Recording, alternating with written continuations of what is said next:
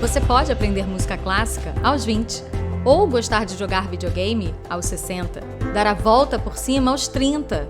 A vida não precisa ser 8 ou 80. O importante é ser quem você é. A melhor parte de um seguro de vida é nem lembrar que precisa dele. Mas, se precisar, deixa que a gente cuida de você. Icatu. Vida pra toda a vida. Oi, pessoal, eu sou Jamile Niero e começa agora mais um episódio do Tá Seguro, o podcast do Infomoney que te ajuda a entender o complexo universo dos seguros. No programa de hoje, nós vamos falar sobre seguro para aeronaves.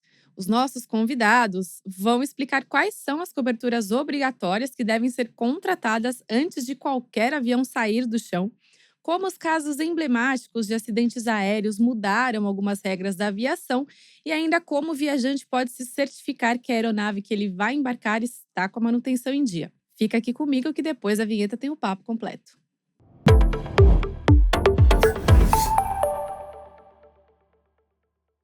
Bom, pessoal, para falar sobre esse tema com a gente, hoje temos aqui 3 convidados. Eu vou apresentá-los para vocês que estão assistindo a gente. Tenho aqui na minha frente a Sandra Assali, que é advogada e presidente da Abrapava, que é a Associação Brasileira de Parentes e Amigos de Vítimas de Acidentes Aéreos. Muito bom ter você aqui, Sandra. Como é que você vai?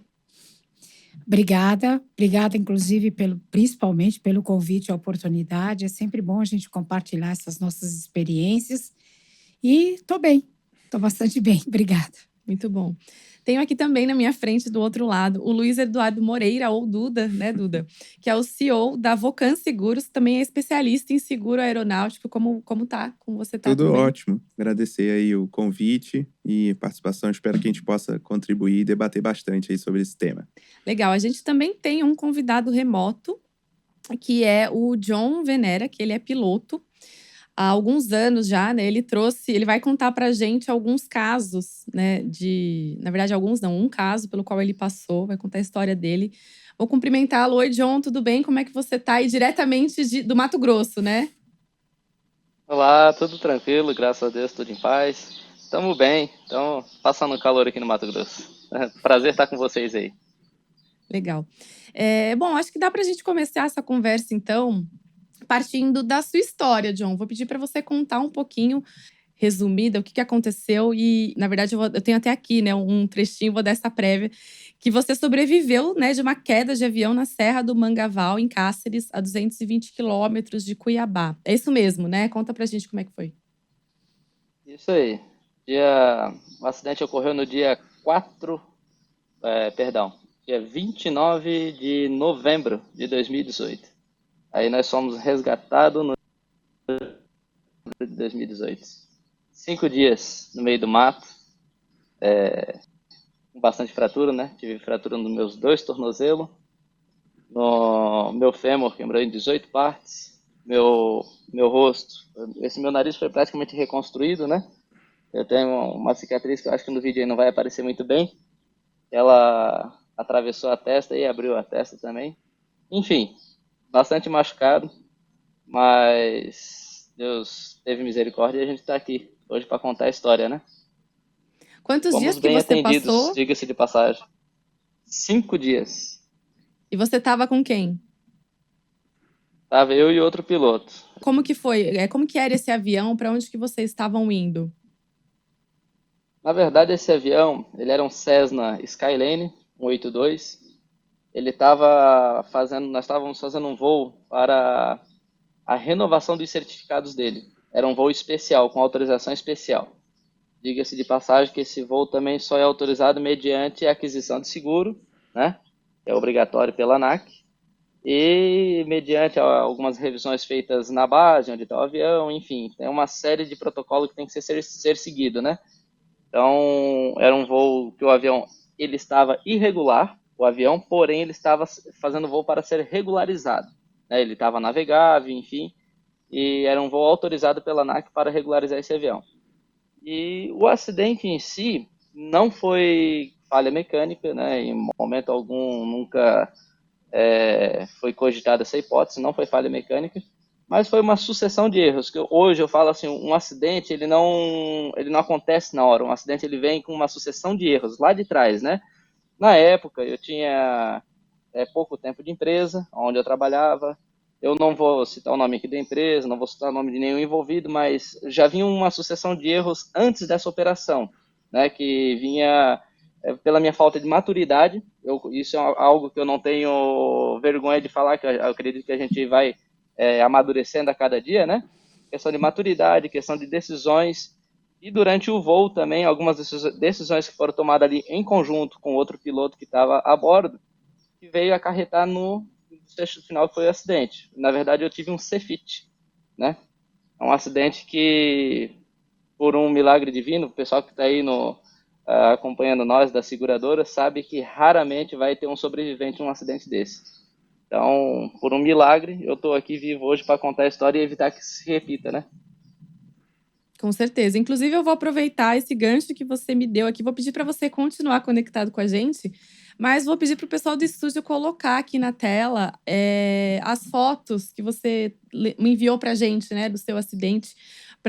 Enfim, para gente, quem está vendo a gente aqui, né, quem está ouvindo a gente no podcast, né, em alguma plataforma de áudio. Mas vou pedir para você ir lá no YouTube, que no YouTube dá para ver certinho. A gente vai colocar na tela aqui para vocês.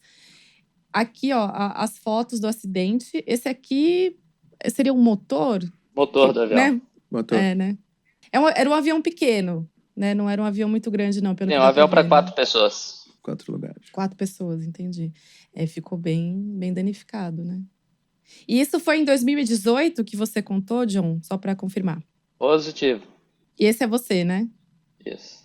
O que é o acidente CFIT? Vou pedir para você traduzir um pouco pra gente.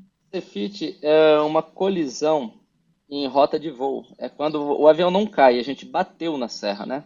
Entendi. É uma colisão em rota de voo. Entendi. Bom, eu vou então agora passar a palavra para os especialistas, né? Enfim, eu queria que vocês começassem, pode até ser por você, Duda, mas fica à vontade também, Sandra, para complementar. O que existe hoje de lei, né, que exige o seguro para poder para um avião sair do chão, né? Independentemente do porte dele, isso influencia também? Vou pedir para você passar um resumo para a gente, Duda. Não, legal. Boa pergunta. Hoje, o que existe de seguro obrigatório no Brasil é um seguro que chama RETA, tá? Ele é um seguro, traduzindo isso para as pessoas que não são da aviação, similar ao DPVAT, né? Então, ele é um seguro que ele é calculado de acordo com o peso da aeronave e o número de assentos, né? Então, lá você tem os limites de indenização, tá? Para os tripulantes, para os passageiros e para qualquer dano que essa aeronave cause no solo, né? Esse limite ele é baixo, né? Hoje a gente fala em torno de R$98 mil por assento, tá? Então, depois até o John comenta aí sobre essa questão do acidente dele aí, como foi isso, ele recebeu, mas ele é um seguro que paga médico, qualquer tratamento, né? Ou no caso da vítima fatal, ele indeniza os R$98 mil hoje para os beneficiários, né? Esse valor seria dividido entre todos os passageiros? Não, é por assento, tá, né? Hoje entendi. esse 98 é por assento e existe um outro limite para danos que essa aeronave cause no solo, né? Perfeito. No caso do acidente do John ali, foi no meio da mata, mas existem vários outros acidentes que, né, pode cair em cima de uma casa, de algum terreno povoado, enfim. E aí você vai ter também um limite para indenizar esses outros danos aí que o acidente causar. E esse seguro, ele é ajustado, esses R$98 mil, ele aumenta ano a ano, né? Eles são reajustados, mas ainda assim é um limite muito baixo, né? Hoje, na verdade, há alguns anos, já existe algumas conversas, né, sobre o aumento desse limite, né?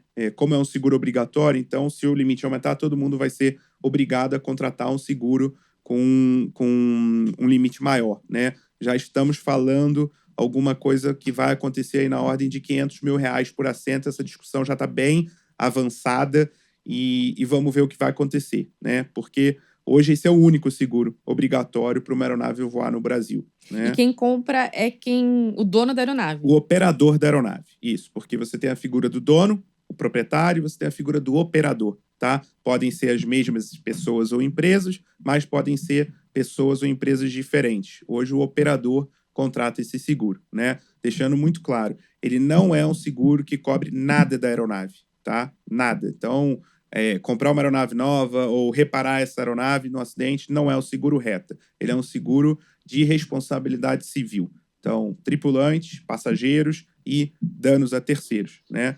E depois eu entro até em mais detalhes, mas o acidente fatídico lá da Gol, que colidiu com Legacy em voo, né, que é algo bem difícil de acontecer, mudou, por exemplo, algumas coisas do seguro reta, né? Então, é um seguro aí muito importante, né, e que obrigatório, e aí como o John falou, mesmo a aeronave, é comum, né, essa situação que ele comentou, da aeronave precisar fazer um voo especial, né, para regularizar provavelmente o CVA, né, devia estar com o CVA vencido, e aí você pede…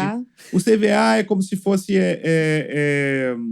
o certificado da aeronave, de aeronavegabilidade da aeronave. Todo ano você tem que renovar esse CVA, né? Então a ANAC controla isso, você bota o avião numa oficina, ela faz alguns procedimentos para renovação do certificado da aeronave, né? Então no caso ali da dele, eu imagino que ela devia estar com o CVA vencido, e aí eles pedem uma autorização especial de voo para a ANAC para conseguir regularizar, fazer esse voo específico para levar para a oficina para regularizar, né? Certo. Sandra, pode falar. Então, na verdade, é uma complementação ao que o Duda tá falando, que é essa questão dos valores. A coisa toda começou, inclusive, com essa questão da mudança de valores, foi um início da Abrapava, porque é o seguinte, tanto no caso do Fokker 100, do meu marido, como o Gol, como o próprio Gol 2006 e o TAM de 2007, o valor do seguro obrigatório era R$14 mil por assento. Como nós já tínhamos sido convidados para dar palestra nos Estados Unidos, Europa, Estados Unidos, $120 mil. E na Europa, 130 mil euros. Quando nós voltamos, nós falamos assim, não, peraí, como 14 mil por uma vida?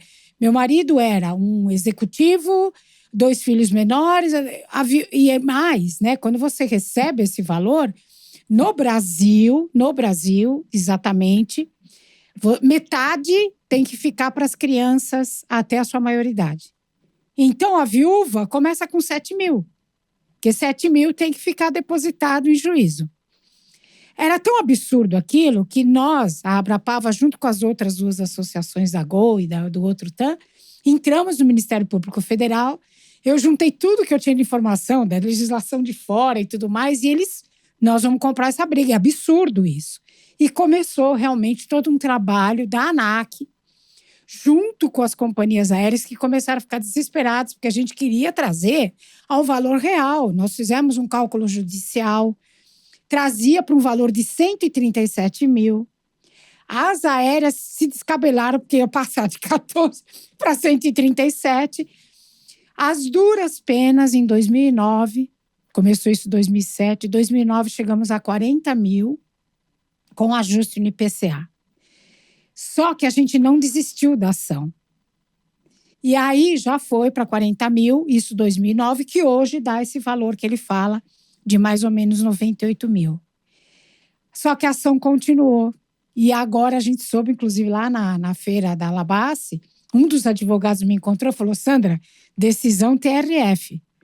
Vai para as alturas e todo mundo vai ter que cumprir. Como as empresas aéreas, uma coisa é você falar da comercial, que você está falando, das grandes e tal. O restante, como vão se ajustar, eu não sei. Mas, gente, é muito desproporcional a um valor para uma família poder dar um start e recomeçar uma vida. Principalmente quando você perde o provedor, como no meu caso. Nós ficamos de 80 viúvas. Isso que eu vou pedir para você contextualizar um pouco. Então, vamos voltar um pouquinho e vou usar, né, para esse gancho, 2 ganchos que você me deu, na verdade. Né? Um que você comentou do seu marido, né? Isso. E o outro que você comentou da aviação comercial. Isso. Que acredito que o seu caso tenha sido… um pouco diferente do caso do John, né? Sim. E aí eu vou pedir para você contar um pouco pra gente como é que foi o caso, né, que envolveu o seu marido e que foi, imagino, onde você entrou, passou a acompanhar mais de perto esse tipo de tema, né? Conta pra gente, assim, de forma breve. Então, o meu marido era um dos passageiros do Fokker 100, do TAM 402, que caiu aqui, próximo do aeroporto de Congonhas, 24 segundos após a decolagem. Isso foi que ano mesmo? 31 de outubro de 1996. Então, o acidente aconteceu, foi uma coisa terrível, né? No meio de um bairro. Quer dizer, foi um acidente de uma proporção. Foram 99 vítimas fatais, quer dizer, 96 a bordo e 3 em solo. E foi um acidente que realmente criou uma proporção absurda. Primeiro, pela empresa que era, né?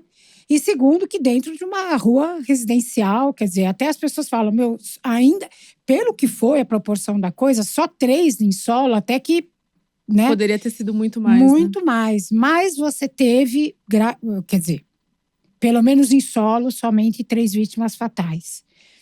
Agora, o que aconteceu? Naquela época, você não tinha nenhuma referência de orientação para familiar de vítima. O Brasil não tinha nenhuma referência. Então, aquele voo era um voo de negócios. Era uma quinta-feira de manhã, Rio de Janeiro, ponte aérea. Meu marido era médico cardiologista de uma multinacional alemã e foi para dar uma aula num congresso de cardiologia. Era um dia de trabalho. Eu deixei ele lá, ele foi e ia voltar no mesmo dia. Quer dizer, era um dia de trabalho. Mas a proporção que a coisa tomou, e quando a gente passou a conhecer as famílias, nós notamos que nós ficamos em 80 viúvas. Porque eram homens a trabalho.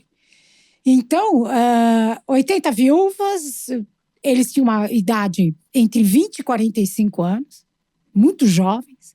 Aquele monte de criança, né? Ficaram mais de 100 órfãos, menores. Então, quando a gente se viu sem nenhuma orientação, por onde a gente começa? Onde eu me informo? O que eu tenho que fazer? Você já era advogada? Eu já era, mas aí era a mãe, né? Era a viúva e a mãe, né? E aí comecei a conhecer as demais famílias e todos estavam tendo as mesmas dificuldades.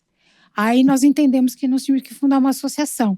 Só que como o Brasil não tinha nenhuma referência, a gente entendeu fundar uma brasileira para trabalhar na aviação de um modo geral, não só naquele acidente, né? E hoje, 26 anos depois, mais de 200 acidentes já. Eu vou até pegar esse seu gancho também, Sandra, para a gente continuar a conversa. Vou pedir para colocarem aqui na nossa tela. A gente tem um gráfico com um panorama dos acidentes, né, aéreos nos últimos 10 anos. Não chegamos tão longe quanto os dados que a Sandra traz aqui para a gente, mas já dá para ter uma ideia, né? Aqui está dividido entre acidentes fatais e fatalidades. Uhum. Realmente é uma quantidade considerável, né? De acidentes. Você tem a média hoje é um acidente aéreo a cada 2 dias. Se você pega essas continhas desses anos, pode somar. Da metade do ano, você tem a metade de um ano. Quer dizer, é um a cada 2 dias.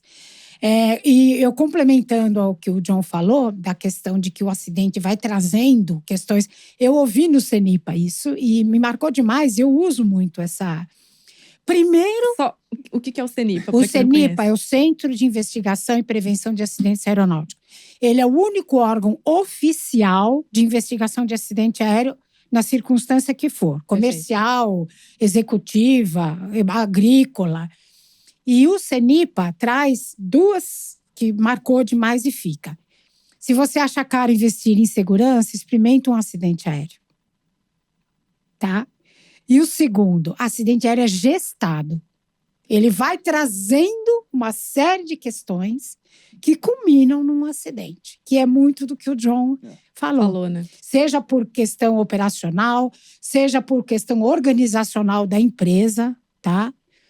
Então, ele vai trazendo vícios, pressão de proprietário, quero ir, você está sabendo que está recomendado para não ir, por questões meteorológicas.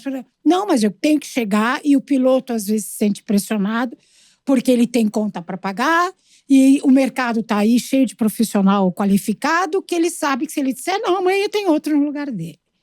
Então, o Brasil, esse índice é muito resumo disso tudo que eu estou te falando, entendeu? Entendi. Infelizmente.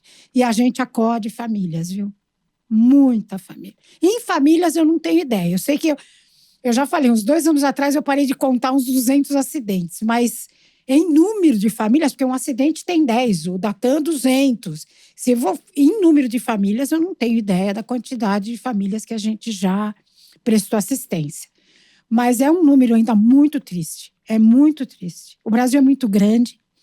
Você não tem como ainda ter uma perna para poder fiscalizar tudo isso, que seria a ANAC, tá? Ela dá umas incertas, mas para o tamanho do Brasil, precisaria muito mais. E você tem vidas aí que não tem preço, né? Quer dizer, isso não é uma coisa fácil, você não negocia simplesmente, né? Vida é uma coisa muito complicada. E acho que esse gráfico que a Sandra falou aí de um acidente a cada 2 dias, é isso mesmo, porque às vezes a mídia só noticia o grande acidente, né, com vítimas fatais, mas a gente que vive aí a aviação é o tempo todo, assim, infelizmente é o tempo todo, ter alguns incidentes que nem são noticiados, né, muitos deles também sem vítimas fatais, graças a Deus acontece também, né. Como o caso do John, como né? o John, que Como o tá caso aí, do graças John, a né, Deus. que tá aí para contar pra gente. Mas assim, também deixando claro, hoje a aviação é muito segura, né? A gente não pode Com certeza. deixar de falar isso, né? Eu brinco muito quando alguém vem falar, nossa, mas acontece, tá caindo muito avião, tá? Eu abro o gráfico do Fly Radar, né? Eu mostro pro cara, olha só, isso aqui é a quantidade de voos que tá acontecendo no mundo nesse minuto real time. Você tá entendendo que proporcionalmente o número de acidentes que acontece é mínimo, perto da quantidade de voos aí que a gente tem o tempo todo acontecendo? É verdade. Assim, é muito mais seguro que você viajar de carro, enfim. Mas tem que tomar esses cuidados. É que geralmente acidente aéreo é sempre muito impactante. Mesmo que seja com menos, ele é traumático da forma que ele acontece, né? Então ele marca muito, né? Lógico que você tem as personalidades, né? Que nem a gente trabalhou. Chapecoense, Eduardo Campos, Marília Mendonça, a gente trabalhou com todo esse pessoal. Mas eu falo, puxa vida, aquela mãe que perdeu um piloto, que estava no interior de Manaus lá fazendo um serviço, ela também quer entender, ela quer saber, porque ela perdeu um filho, né? Mas esses, às vezes, a mídia ou a própria... Eu fico sabendo, porque a gente hoje já trabalha com uma série de informações, sempre chega para nós tudo que está acontecendo, então eu consigo saber. Quando essa mãe liga, eu já estou sabendo que acidente é esse e tudo mais. Mas a mídia... Só que são vidas, né? Então, indiscutivelmente, ninguém discute a segurança da aviação, com certeza. Mas a gente pode melhorar infinitamente. Esse é até um ponto que eu quero aproveitar, Sandra, que você trouxe aqui pra gente, para perguntar para você, Duda, mas, Sandra, como você também está no dia a dia, também fica à vontade para complementar, para acrescentar o que vocês acharem que faz sentido. Como que o seguro pode ajudar a melhorar essa segurança? Eu falei do seguro obrigatório, né? E aí, o que a gente tem? A gente tem, da aeronave em si, mais 2 seguros passíveis de contratação que não são obrigatórios, né? O seguro casco, que é o seguro da própria aeronave, onde o proprietário, né, o operador, ele vai contratar para proteger o patrimônio dele, a aeronave, custos de remoção, né, da aeronave, que é de responsabilidade do operador. Você diz quando cai? Quando Por exemplo, cai, aquela que o para você João ter mostrou que remover, ali porque na senão foto. você pode tomar uma multa ambiental de ter deixado o avião no meio do mato, né? Então esse é o seguro casco da aeronave, né? E aí você tem o que a gente chama de seguro LUC, tá? Que é limite único combinado. Eu falo para os meus clientes, esse é o seguro mais importante que existe, né? Por quê? Ele é um seguro que ele funciona em excesso à apólice do RETA, obrigatório. Então ele é um seguro cópia do RETA, só que você contrata o limite que você quiser, né? Óbvio, você vai pagar por isso, mas você contrata o limite que você quiser. Então eu tenho cliente meu que tem, por exemplo, de jato executivo, 500 milhões de dólares para cobertura de responsabilidade civil. Lógico, jatos de grande porte que voam aí intercontinental, né? Mas vai de R$1 milhão a 500 milhões de dólares a possibilidade de contratação desse seguro LUC, né? Então, quando um cliente fala para mim, mas o seguro tá caro, eu falo, olha, o casco, você sabe se o avião vale R$1 milhão, 2, 5 de dólar, você sabe se cair, quanto você vai perder. A responsabilidade civil, você não sabe o que vai acontecer. Você não sabe onde seu avião vai cair, onde que ele vai bater, né? Se ele vai bater contra avião, quem vai estar dentro desse avião, se ele vai cair na casa de uma família simples ou de um alto executivo. Então, assim… E aqui teve vários exemplos, Exato. né? Que a Vários Célia trouxe, que o John E é trouxe. muito… Você não consegue… É imprevisível, né? Então, o nosso papel aí como corretor é desenvolver, explicar esse risco para o cliente. Já teve vezes que eu ouvi assim, mas se o meu avião cair, eu vou morrer mesmo, então eu não vou pagar essa conta. Errado, porque a empresa dele, que é a operadora, ou a família dele, né, que vai, vamos dizer, sobrar aqui, vai ser responsável por tocar esse processo e continuar essas indenizações, né? Então, você ter um seguro bem desenhado e que consiga cobrir todos os danos aí possíveis num eventual acidente aéreo é fundamental, né? E aí o look, a gente muito parametriza ele, sim, pelo porte da aeronave, né? Então, quanto maior a aeronave, a gente vai indicando ao cliente e aumentando o limite dessa cobertura, né? E eu gosto sempre de deixar claro também, é muito importante esse seguro, além de tudo, né? Ele te dá a opção, como proprietário ou operador da aeronave, de você utilizar o advogado da seguradora, né, que é um especialista, né, nesse assunto de responsabilidade civil. Tem alguns escritórios aí, parceiros das seguradoras que trabalham com isso, né, sem custo, já dentro desse pacote do seguro, que vai auxiliar em todo esse processo, né? Deixando também muito claro, não quer dizer que você, contratando 500 milhões de dólares, né, a seguradora vai chegar, toma aqui 500 milhões de dólares, divide aí para quem… Não funciona assim. Como todo seguro de responsabilidade civil, ele é transitado e julgado, né, ou mediante acordo. E aí a gente entra aqui, com certeza a Sandra conhece melhor e mais do que eu aí sobre esse assunto, naquela velha história de quanto vale a vida, né? Quanto Porque vale a vida. começa a discutir essas questões. Mas tinha filho, não tinha? Qual era o Isso. salário dele? Isso. Quantos anos tinha essa pessoa que faleceu, né? Então, para chegar num número onde a seguradora fala, nossa proposta de indenização é tanto, e aí pode-se fazer um acordo ou não. A família pode não aceitar e querer, né, entrar na justiça de fato, né? Eu queria aproveitar que o John voltou aqui na tela para a gente para perguntar um pouco justamente dessa questão de como que é a reação das famílias, né? Como que as famílias podem ter algum tipo de suporte. Porque, John, você contou para a gente que ficou alguns dias, né? Depois que houve essa queda até ser encontrado, né? O que aconteceu, assim, com a sua família, né? Com amigos, enfim, com as pessoas próximas a você durante esse meio tempo, né? Que não sabiam onde você estava, como você estava. E também queria que você me contasse um pouco, né, o que elas falaram para você sobre isso. E depois, quando você foi resgatado, como é que foi esse processo? Se você teve o acesso ao seguro ou não, enfim, queria que você falasse um pouquinho para a gente sobre esse ponto. Certo. Então, 5 dias no meio da selva aqui no Mato Grosso, em cima de uma serra, sem acesso, né? Uma época muito chuvosa.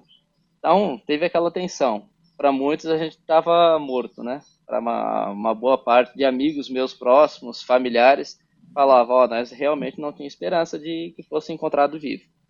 Para minha esposa, que me conhecia muito bem, me conhece muito bem até hoje, o jeito que eu vou, como eu trabalho, ela tinha certeza que eu estava vivo.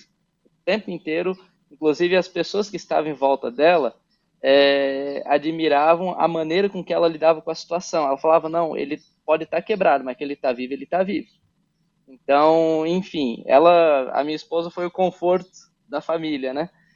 Enfim, após esses 5 dias, a Força Aérea que fez nosso resgate, o Esquadrão Pelicano de Campo Grande, que hoje faz parte da minha família, e foi feito o resgate e, enfim, dali para frente começou a questão de tratamento médico, né? A recuperação. Foi um período aí entre entrada no hospital e saída em torno de 30 dias e uma recuperação total aí em torno de 8 meses. Com 8 meses eu já estava renovando meu CMA e voltando a voar. Então foi algo assim que para mim e para os médicos à minha volta foi uma recuperação assim extraordinária. Para quem teve o tanto de fraturas que eu tive, com 8 meses está trabalhando já novamente. Diga-se de passagem que a minha recuperação pré-meditada era de 1 ano a 1 ano e meio fazendo fisioterapia para voltar a andar ao normal, sendo que com 8 meses eu já estava pronto para trabalhar. Então, em relação a seguro, fui bem atendido, diga-se de passagem, que em questão de não deu, salvo eu, 90 dias, a seguradora entrou em contato comigo, eu recebi o Reta, né? Que nem o Dudu já estava falando aí. Na época, o valor era um pouco mais baixo, né? Era na casa de 70 mil reais. Devia ser. Porém, vai para ajustar. isso. Porém, para aquele momento, para aquela situação, me ajudou muito. Eu sempre falo assim, até algo que mudou agora recentemente no Reta, até ia tirar essa dúvida aí com o Eduardo aí, é a questão por exemplo, o Reta, na minha época, ele era para danos pessoais. Então, eu fui lá e recebi os 70 mil reais, que me ajudou a pagar remédios, fisioterapia, algumas contas que eu tinha, porque nesse meio período você fica desempregado, né? Então, eu acabei ficando desempregado nessa sequência de acidente. E aí, o que aconteceu? Esse valor ele supriu as minhas necessidades, embora não a totalidade, mas ajudou muito, né? Enfim, hoje o Reta mudou um pouquinho. Eu já dei uma analisada nas apólices, tive algumas experiências recentes aqui, até com alguns colegas. Eles pagam mediante a apresentação de notas fiscais, ou de tratamento, ou de danos, enfim. Só que lembrando que o dano nem sempre é o tratamento, nem sempre é aquele momento, né? Às vezes o dano ele está referindo-se que o cara fica desempregado naquele período, o cara às vezes ele toma uma invertida, que eu falo da própria aviação, que derruba muitas das vezes a carreira do piloto. Então o seguro acaba meio que há tempos atrás ajudava o piloto a se manter por um período e recuperar, voltar ao mercado de trabalho, né? Hoje já não. Se o cara ele caiu, teve um prejuízo financeiro ali naquele momento, mas esse prejuízo não for comprovado mediante as notas fiscais, ele acaba ficando desamparado. Eu não sei se continua dessa maneira ainda, mas eu tenho alguns relatos recentes, próximos amigos aqui, que é mais ou menos assim que está funcionando hoje, né, a questão do Reta.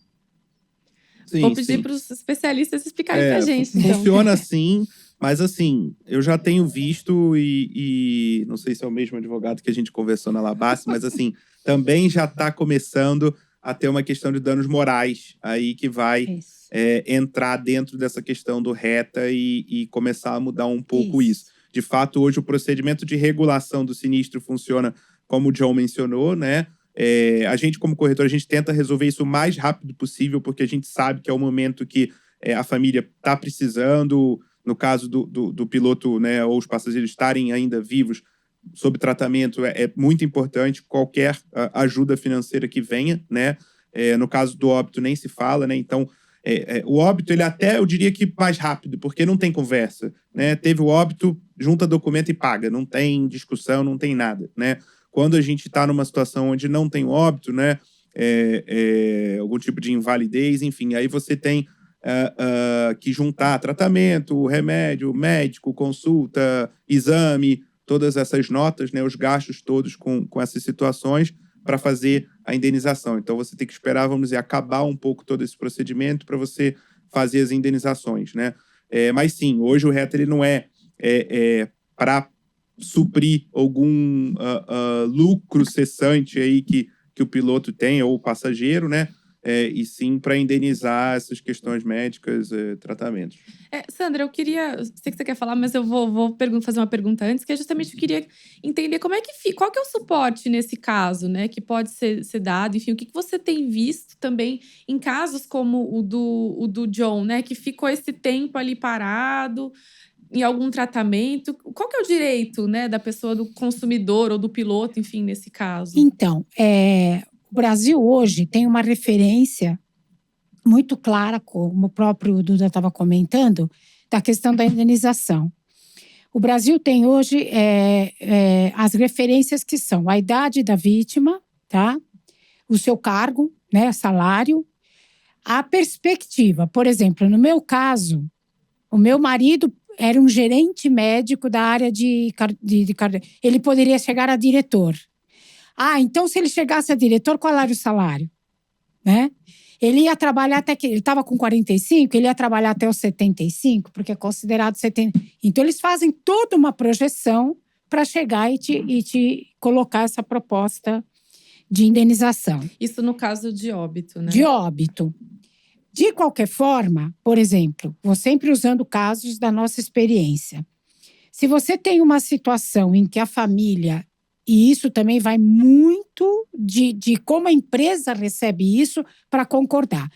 Hoje em dia, hoje em dia não, já há muitos anos, inclusive desde a época, você pode usar o recurso da tutela antecipada.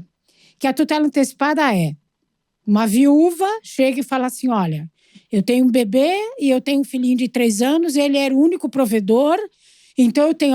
Aí o que o juiz faz? Quais as suas despesas fixas? A escolinha, o supermercado, o convênio médico… O que é fixo, esse juiz pode chegar e falar assim, então vai ficar estipulado que a empresa mensalmente te ajude com esse valor. Por quê? Porque você pode ter um ajuste, principalmente em casos onde a pessoa sobreviveu, mas ela não pode mais trabalhar. É como o Suponha. John, né, que ficou ali fazendo tratamento, não podia… Você tem uma indenização, né? A negociar. Então, o que acontece? Inclusive o próprio RETA. Sim. O RETA, ele é descontado no final. Você recebe uma indenização, mas ele foi um adiantamento, digamos assim. E ele é descontado nesses casos exatos de perda de vida ou situações de que não vai mais trabalhar, ficou incapacitado. Agora, você tem empresa que diz não. Isso vai muito da empresa. Fala, Empresa, não você vou diz descontar a o proprietária RETA. ou a operadora do A avião, gente já viu empresa que falou assim, não… Isso vai da empresa. Às vezes ela fica mais sensibilizada e a gente já teve casos de ela dizer, não vou descontar o RETA, né? Agora, o valor do RETA, quando você perguntou o que a gente pode fazer para evitar e tudo, esse é o que a gente fala. Infelizmente, o bolso, onde afeta, se o valor agora do RETA for para um valor, tá? Um pouco mais… O que o proprietário da aeronave vai falar? Opa, se isso aqui cair, peraí. Ele faz a continha, ele diz, não. Vamos cuidar, vamos… Se o piloto chegar e falar, olha, a meteorologia está dizendo, não é para ir. Ele vai dizer, bom, peraí, deixa eu fazer essa conta. Ele vai, bom, então não vamos. Porque Deus me livre de falar isso, mas eu cansei de ouvir pessoas falarem, fica barato cair. Porque o RETA era barato demais. Hoje… pegando o gancho do que a Sandra está falando, e até para todo mundo entender, né? Quando a gente fala de linha aérea, é muito comum, diria que 100% das linhas aéreas tem o seguro casco e o seguro Look. Né? Linha aérea é aquela que sai do Linha aeroporto. aérea, Porque ele é uma comercial, complementação. né? Todas elas aí que operam no mundo inteiro, tá? Então elas têm o casco e o Look. Então, num acidente aéreo, eu diria que na maioria dos casos, a gente tem o exemplo da Chapecoense aí, que depois a gente pode entrar nesse assunto, mas é um outro assunto, né? Na maioria dos casos, as linhas aéreas, elas têm o limite para pagar uma indenização, né? Quando a gente fala da aviação executiva, nem todo mundo contrata. E, por incrível que pareça, o cara tem um avião, mas ele acha o seguro caro, e nem todo mundo contrata o casco e o Look. Então, ele só tem o RETA, né? Então, quando tem um acidente, fica muito pouco, né? Esse valor do RETA, 90 e poucos, 8 mil reais, não dá para nada, né? Para você restabelecer uma família, uma vida, enfim. Então, esse é o problema. Então, são 2 cenários. No da linha aérea, vai ter as indenizações, né? De valores maiores, lógico. Isso leva alguns anos aí de discussão, né? Mas, na maioria dos casos, tem. Na aviação executiva, nem todo mundo contrata o casco e o Look, né? Que seria esse excesso ao RETA aí para dar um pouco mais de… né, ressarcimento aí E é uma coisa interessante, porque o custo de um avião desse, né, o que ele custa, e no entanto ele economiza num Look. Quer dizer, tem umas coisas… Só para dar um Quanto que ele exemplo. custaria? Vou te dar um Já que a exemplo. gente entrou nesse… Hoje um RETA de um avião de 400 é R$1.000, R$1.200 ano. Por ano, entendeu? É muito baixo. Sai mais né? que o IPVA de um carro Muito popular, né? barato. É muito baixo. Então, assim, vai subindo de acordo com o número de assentos, né? Um avião de 15 lugares aí executivo, que já é um jato de maior porte, R$3.500, R$4.000 por ano. Então, é muito barato, né? E, importante dizer, o seguro Look, perto do que ele oferece, também é barato, né? Você pega aí limite de $5 milhões, vai custar 3 mil e poucos dólares ano, entendeu? Se você aumentar esse limite de 5 para 10, não dobra o valor, vai para 5 mil e pouco. É um seguro não proporcional, né? São faixas, né? Você chega nos Estados Unidos, é difícil você ver um avião que não tem um seguro de responsabilidade civil bem feito. Por quê? Porque lá tudo que acontece tem responsabilidade civil, o cara sabe que ele vai perder. Aqui no Brasil, não. E vamos combinar uma fiscalização, né? E eu não sei se vocês sabem, mas eu recebi essa informação de uma grande seguradora. Ela falou, Sandro, o Brasil é o 5º país no mundo em valores indenizatórios. Quer dizer, não é pouco, né? Tudo vai de como a coisa é levada. Agora, estou falando aqui de casos de vítima fatal, né? De pessoas. Agora, quando ele fala de um avião executivo, e o padrão da vida dessas pessoas lá dentro? Com 98 mil, você está levando num avião executivo diretores, CEOs, não sei o quê. Cai um avião desse com essas pessoas, o que são os 98? Né? Quer dizer, É o caso também dos artistas, por exemplo, vou trazer um caso mais recente da Marília Mendonça, que ele seria no uma caso aviação dela, executiva ali. era um táxi aéreo, né? O avião não era dela, ela contratou o táxi aéreo. Esse cliente não era meu, mas o que eu ouvi aí no mercado, o limite dele de responsabilidade civil era baixo, tá? Enfim, e aí, muitas vezes você pode quebrar a empresa, porque e aí, uma você Marília tem que Mendonça, né? indenizar Com certeza. pensa, né, na expectativa de vida, de dinheiro que ela ia arrecadar ainda. Então é um negócio complicado, né? Entendi. Então, em compensação do Eduardo Campos, nunca resolveu. Porque o avião era emprestado, e aí, quando o acidente aconteceu, foram saber que ele tinha sido vendido. A pessoa que comprou não tinha atualizado a apólice. É um caso de 14 anos que não tem solução. Inclusive, a gente entrevistou aqui, alguns episódios atrás, a moradora de um dos Eu apartamentos. conheço todos eles. Que caiu, né, Conheço. o avião. Eu fui várias vezes para lá. É um caso… É impressionante você imaginar um presidenciável com sua equipe numa aeronave que ninguém se preocupou em buscar. Toda vez eu falo, antes de embarcar, busque. Tem na ANAC, no site da ANAC, você tem um link que chama RAB, Registro Aeronáutico Brasileiro. Tá logo na primeira página. Você põe lá e coloca o prefixo da aeronave sem o hífen. Põe corrido o prefixo. PYJKL.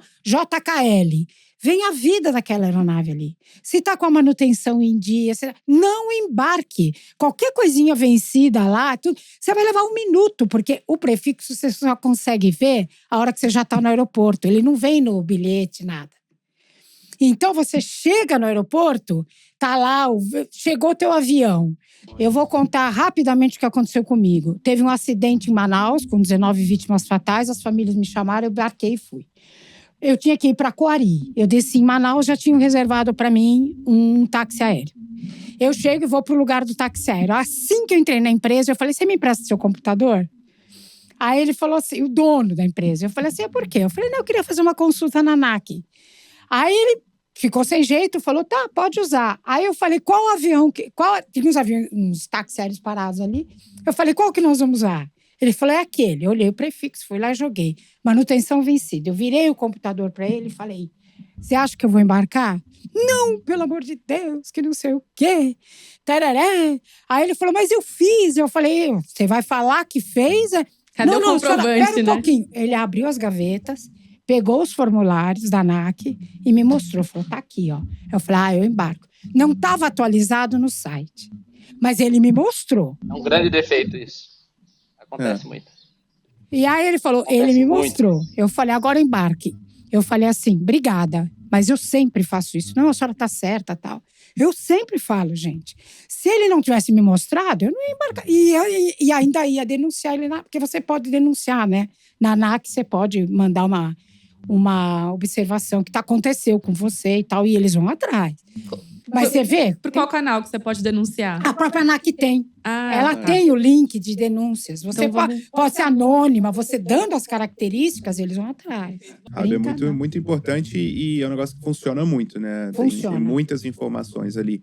E é isso aí que a gente estava falando, no jargão da aviação aí, existe o que a gente chama de TACA, que é o táxi aéreo clandestino. Né? Hoje, uma pessoa que tem uma aeronave, ela não pode fretar a sua aeronave para alguma outra pessoa, né? É proibido. Você só pode fretar uma aeronave de um táxi aéreo, né? Então, quando esse operador privado, que a gente chama, freta a aeronave para ganhar um dinheiro e ajudar a pagar nos custos, né? Obviamente, para o cara que está contratando, é muito mais barato você pagar os custos de uma aeronave privada do que de um táxi aéreo que tem diretor, manutenção, treinamento, vários outros custos, né?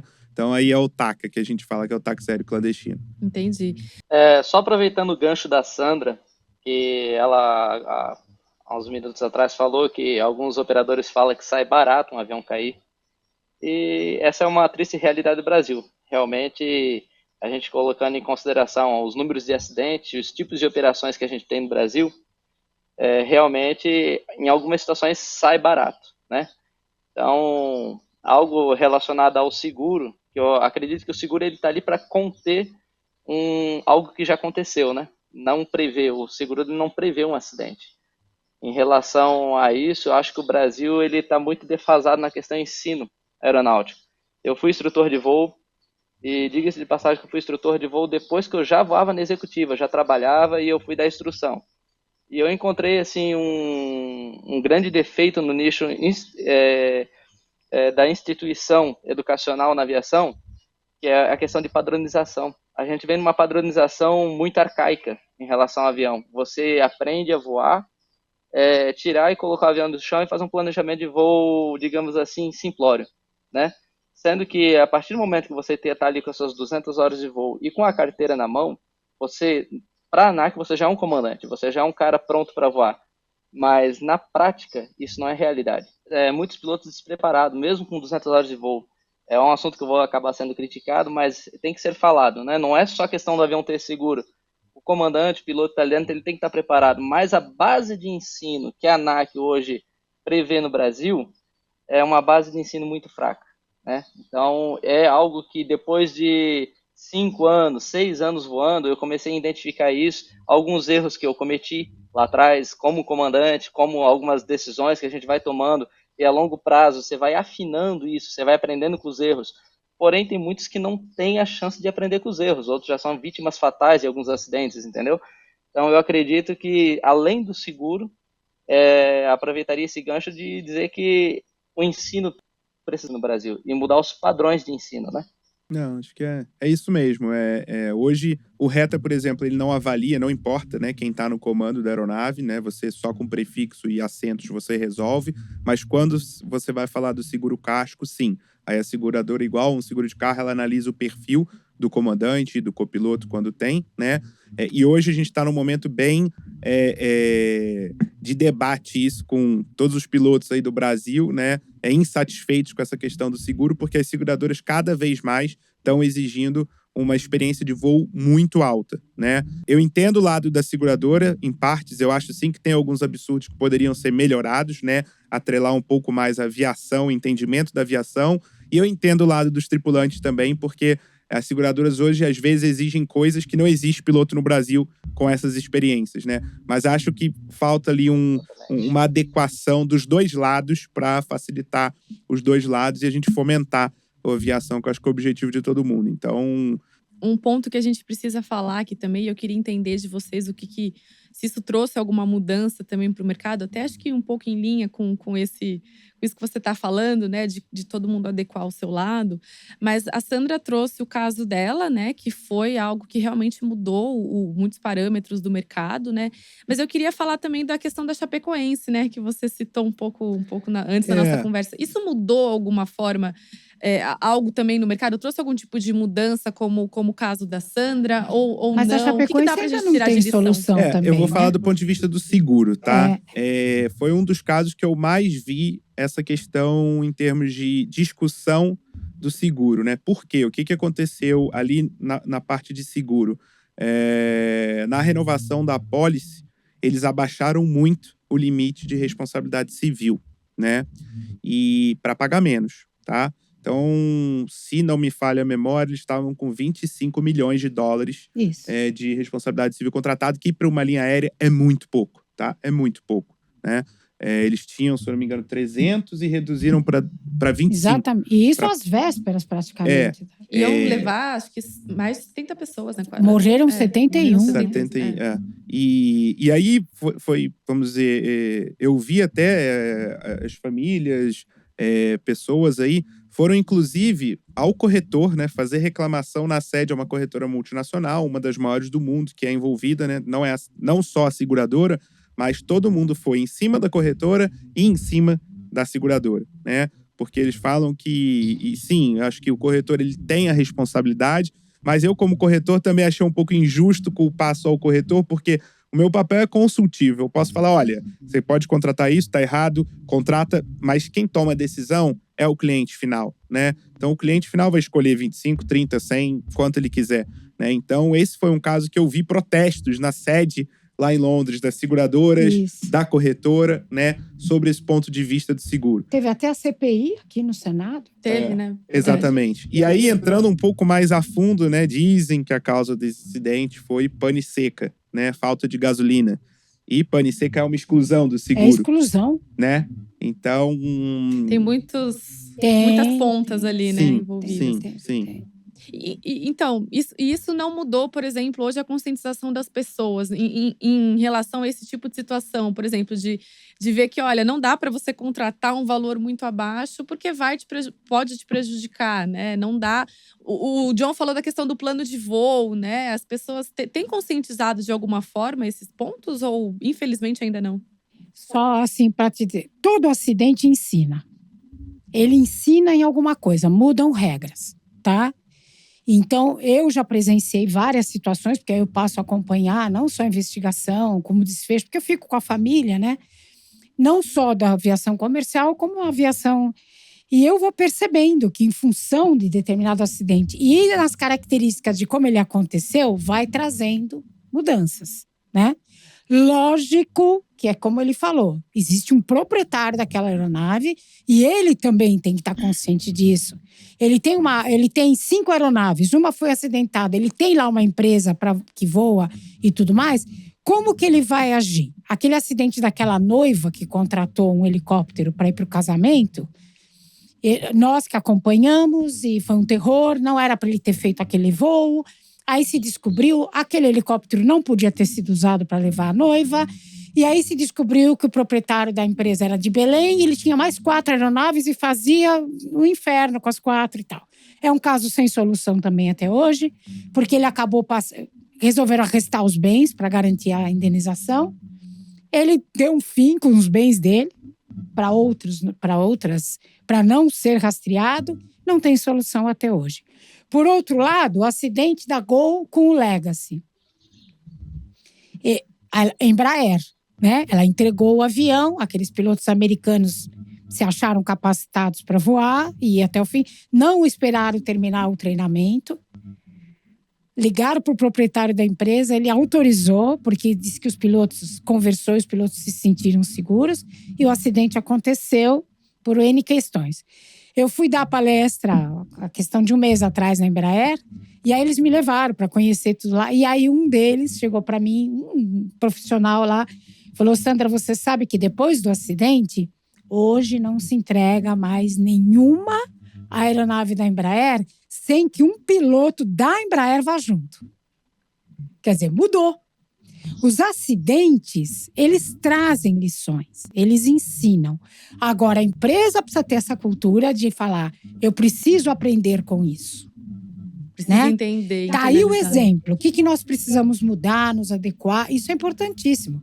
Eu vou pedir, para essa última rodada, vou pedir para vocês passarem, enfim, uma mensagem final, uma dica final, uma orientação final para quem está assistindo a gente entender, né? Saber o que pode ser feito para melhorar todos esses pontos que vocês trouxeram aqui. Vou começar por você, John. E aí, enfim, pode passar a sua última mensagem e já se despedir da gente. Só agradecer, né, por estar participando com vocês aqui. Foi realmente uma satisfação. E a mensagem que eu deixo em relação à nossa aviação seria justamente a questão de proprietários, né?